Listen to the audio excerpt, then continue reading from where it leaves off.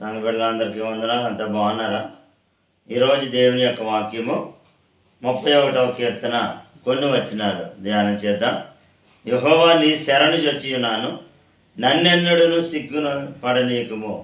నీ నీతిని బట్టి నన్ను రక్షింపుము. నీ చెవి యొక్కి నన్ను త్వరగా విడిపించుము. నన్ను రక్షించుటకు నాకు ఆశ్రయ శైలముగాను ప్రాకారము గల ఇల్లుగాను ఉండుము. నా కొండ నా కోట నీవే. నీ నామమును బట్టి త్రోవ చూపి నన్ను నడిపించుము. ప్రేమైనటువంటి వాళ్ళారే 31వ కీర్తనలో భక్తుడైనటువంటి దావీదు మరి నిత్యము అతన్ని శత్రువులు తరుముతూ ఉంటారు ఎప్పుడు చూసినా, కానీ ఎప్పుడు భయపడలేదు.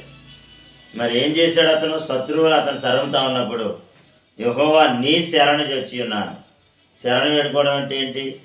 ఎవరైనా మనల్ని తరుముతున్నారు అనుకోండి, మనం ఏం చేస్తాం? మనకంటే బలవంతులని ఆశ్రయిస్తూ ఉంటాం. ఏమంటే నన్ను రక్షించలేదు. ఒకవేళ మనల్ని 10 మంది తరుగుతూ ఉంటే మనల్ని ఎవరు రక్షించగలుగుతారు?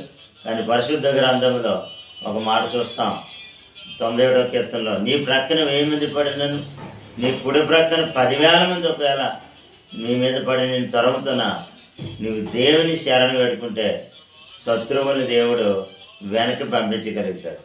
అలనాడు మనం చూసినప్పుడు ఇశ్రాయేలీయులు యెహోవా దేవా అని దేవుని శరణు పెట్టుకున్నప్పుడు మరి శత్రువులైనటువంటి ఐగుప్తీయుల్ని దేవుడు ఎర్ర సముద్రంలో ముంచివేసినట్లుగా మనం గ్రంథంలో చూస్తూ ఉంటాం. కాబట్టి నీ వెనకాల ఎంత బలమైన శత్రువులైనా నువ్వు భయపడవలసిన పని లేదు. నువ్వు ఒకటే చెప్పాను, దేవా నీ శరణు చొచ్చిన నన్ను సిగ్గుపడ నీకేమన్నాయన, నా కోట నీవే, నా కొండ నీవే. ఇంకా 31వ కీర్తనలో 4వ వచనం అంటాడు, నా ఆశ్రయ దుర్గము నీవే.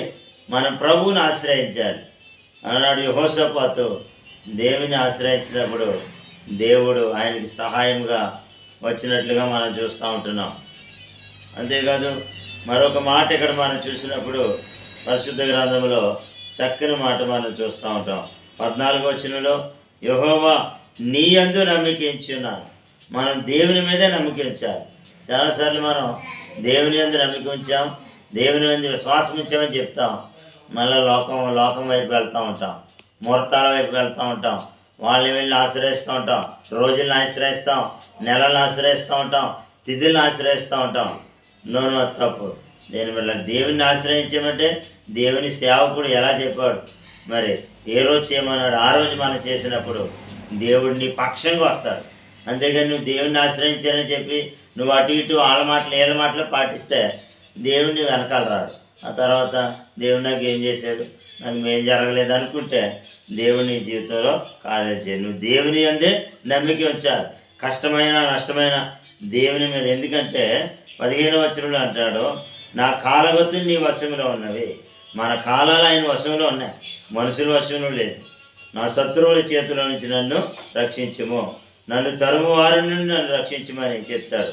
ఇంకో మంచి మాట 16వ వచనంలో, నీ సేవకుని మీద నీ ముఖ కాంతి ప్రకాశింపజేయమంటున్నాడు.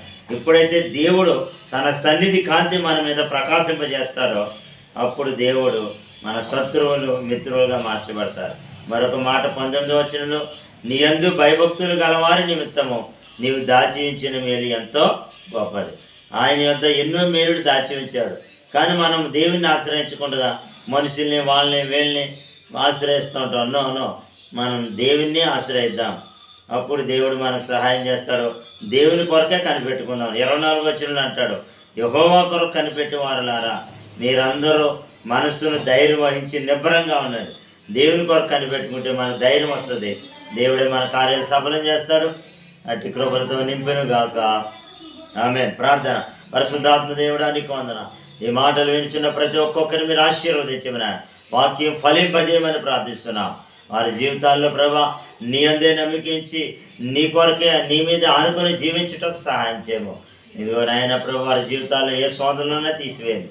ఇదిగో నాయన ప్రభా వారి యొక్క నాయన ఈరోజు రాకపోకలో క్షేమాన్ని దయచేయండి. వారి బిడ్డల ప్రయాణాలు, వారు చేసే ఉద్యోగాలు, వ్యాపారాలు సమస్తం ఫలింపచేయము నాయన. మా సంఘ బిడ్డలు ఎక్కడెక్కడ ఏ రాష్ట్రాలు ఏ దేశాల్లో ఎక్కడెక్కడ సేవలు ఉద్యోగాలు చేస్తున్నారు దీవించి ఆశీర్వదించమని ఆయన. ఇదిగో నాయన గృహాలు లేని వారి గృహాలు, స్థలాలు లేని స్థలాలు దయచేయండి. వారి అప్పులు తీర్చబడాలి, వారి భాగ్యం రావాలి ప్రభు నాయన. వారి బిడ్డలకు ఉద్యోగాలు దయచేయండి, బిడ్డ లేని గర్భాలు తెరవండి.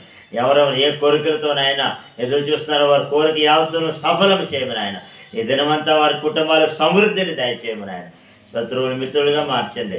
ఈరోజు బర్త్డే మ్యారేజ్ డే కార్యక్రమం జరిగించుకున్నటువంటి బిడ్డలు కూడా మీరు దీవించి ఆశీర్వదించమని యేసు నామములో అడుగుచున్నాము తండ్రి. ఆమేన్.